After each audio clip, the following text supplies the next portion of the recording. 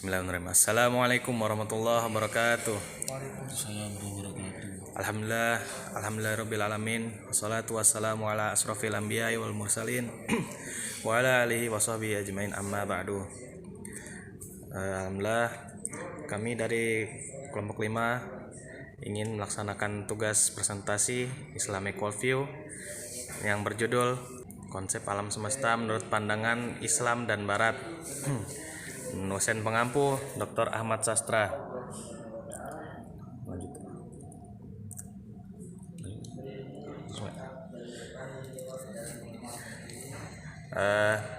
Kita mulai dari latar belakang.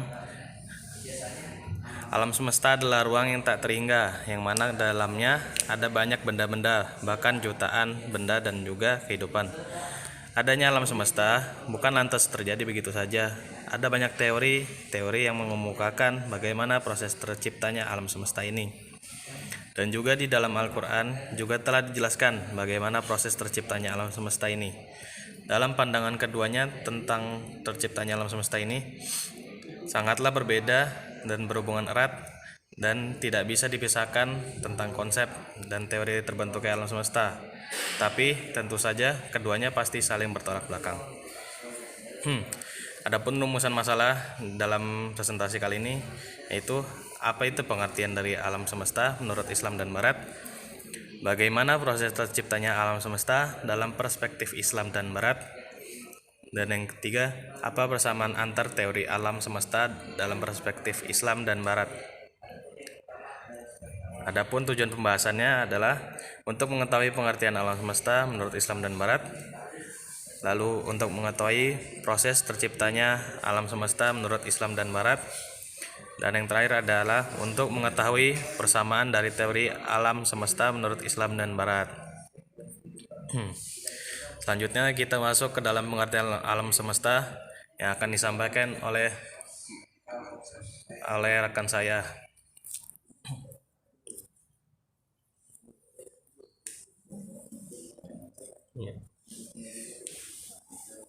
Bismillah.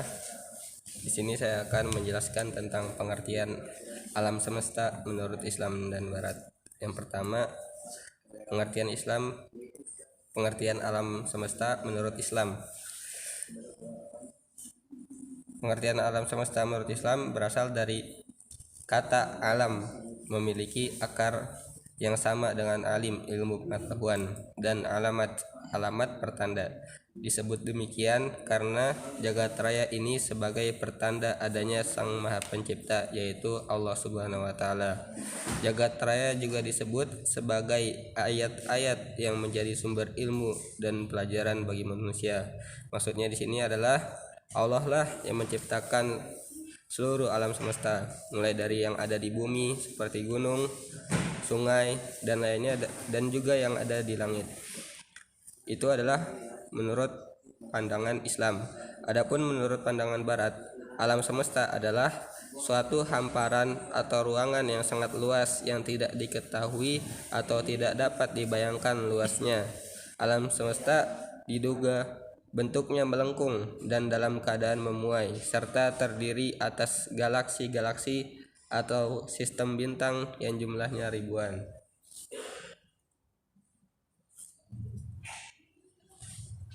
Ya, ini penjelasan dari saya tentang pengertian alam semesta. Selanjutnya akan dilanjutkan oleh rekan saya. Materi kedua yaitu tentang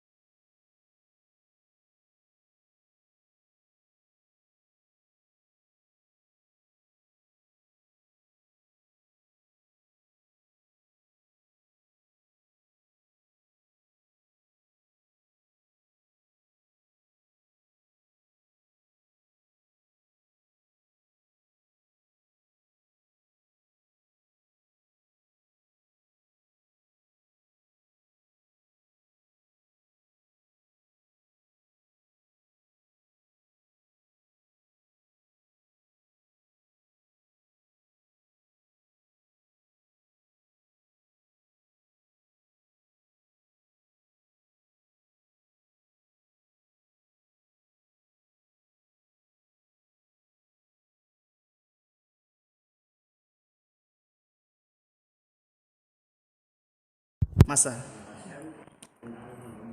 Adapun tahap-tahapannya yang dijelaskan pada ayat yang lain, yaitu pada surat An-Nazi'at. Ya. Tahapan alam semesta dalam surat An-Nazi'at ayat 27 sampai 33. Yang pertama yaitu masa ke-1. Allah Ta'ala berfirman, "A'antum asyaddu khalqan amis sama'u banaha?" Apakah kamu lebih sulit penciptaannya ataukah langit? Allah telah membinanya. Maksud adalah ini adalah masa pertama penciptaan alam semesta. Yang mana dalam Al-Quran juga menyebutkan bahwa pertama kali semesta terjadi akibat ledakan. Ada kesamaan dengan teori Big Bang. Allah Ta'ala berfirman dalam surat Al-Anbiya, "Awalam yaral ladzina kafaru anna as-samawati wal arda kanata ratqa fataqnahuma." Dan apakah orang-orang kafir tidak melihat atau tidak tahu bahwasanya alam semesta dulu itu satu bagian. Kemudian Allah Ta'ala memisahkan mereka dengan ledakan. Masa kedua Allah Ta'ala berfirman, atau tahap kedua, "Fa'asamkaha fasawwaha." Dialah Allah yang meninggikan bangunan lalu menyempurnakannya. Tahap ini adalah tahap penyempurnaan atau pengembangan dari alam semesta. Tahap ketiga atau masa ketiga dalam penciptaan alam semesta, Allah Ta'ala berfirman, "Wa aghtasha lailaha wa akhraja duhaha." Dialah Allah yang menjadikan malamnya gelap gulita dan menjadikan siangnya terang benderang. Maksudnya adalah pada masa ketiga ini adalah tentang masa pembentukan tata surya termasuk bumi, matahari juga bintang lainnya. Masa keempat atau tahap keempat, Allah Ta'ala berfirman, "Wal arda ba'da dzalika dahaha." Artinya dan setelah itu bumi dihamparkan. Pada masa ini mulailah diciptakan bumi atau penyempurnaan bumi atau awal mula daratan di bumi. Tahap kelima atau masa kelima, Allah Ta'ala berfirman, "Akhraja minha ma'aha wa mar'aha." Yang artinya Ia memancarkan daripadanya mata airnya dan menumbuhkan tumbuh-tumbuhannya. Yang mana pada masa ini ada masa penciptaan air di bumi, ya, dari pengiriman air ke bumi melalui komet. Masa ke-6 atau masa terakhir, Allah Ta'ala firman dalam surat An-Nazi'at, "Wal jibala arsaha mata'an lakum wa li'an'amikum." Dan gunung-gunung dipancangkannya dengan teguh. Ya.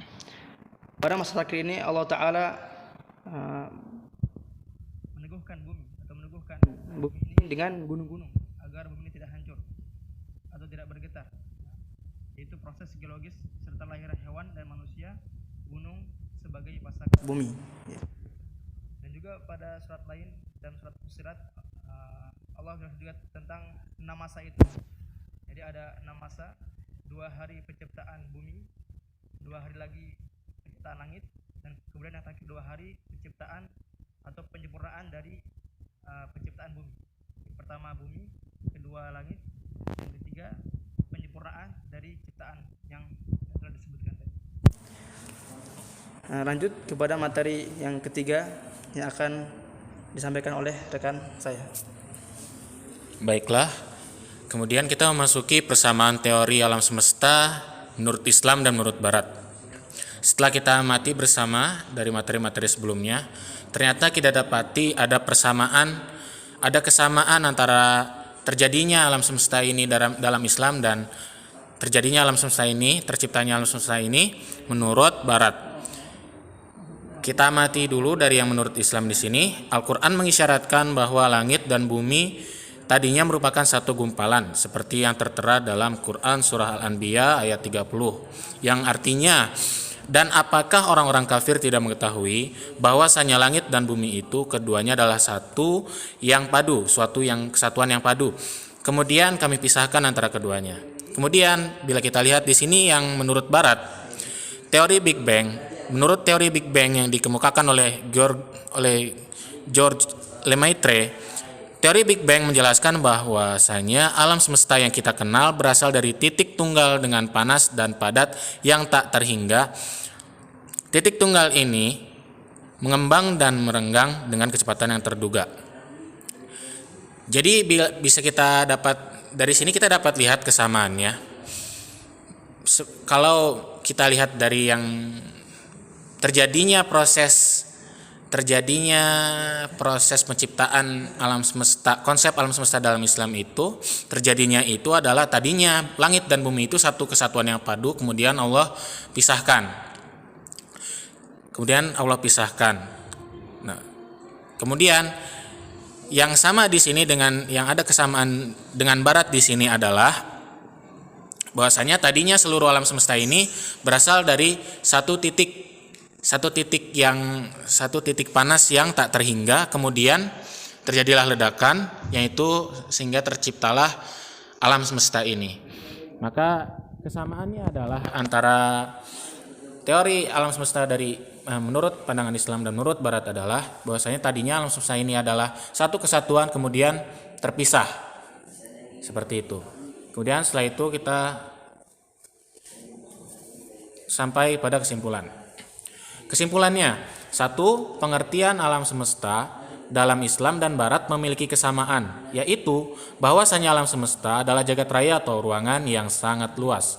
Dua, dalam proses terciptanya alam semesta memiliki tahapan yang telah dijelaskan dalam Al-Quran. Tiga, salah satu kemukjizatan atau keistimewaan Al-Quran yang paling utama adalah hubungannya dengan sains dan ilmu pengetahuan. Begitu pentingnya sains dan ilmu pengetahuan dalam Al-Quran. Al-Quran selalu lebih terdepan daripada sains, tetapi Al-Quran bukan buku pelajaran sains, melainkan penuntun bagi manusia dalam mengarungi kehidupan dan juga merupakan kitab tanda-tanda kebesaran Allah Subhanahu wa taala. Hal ini sudah dibuktikan pada konsep alam semesta. Ya, mungkin cukup sekian presentasi dari kelompok 5. Kurang lebihnya mohon dimaafkan karena sungguhnya yang salah datangnya dari kami dan yang benar datangnya hanya dari Allah. Billahi taufiq wal hidayah. Assalamualaikum warahmatullahi wabarakatuh. Mungkin kalau yang ingin bertanya bisa tulis di kolom komentar ya.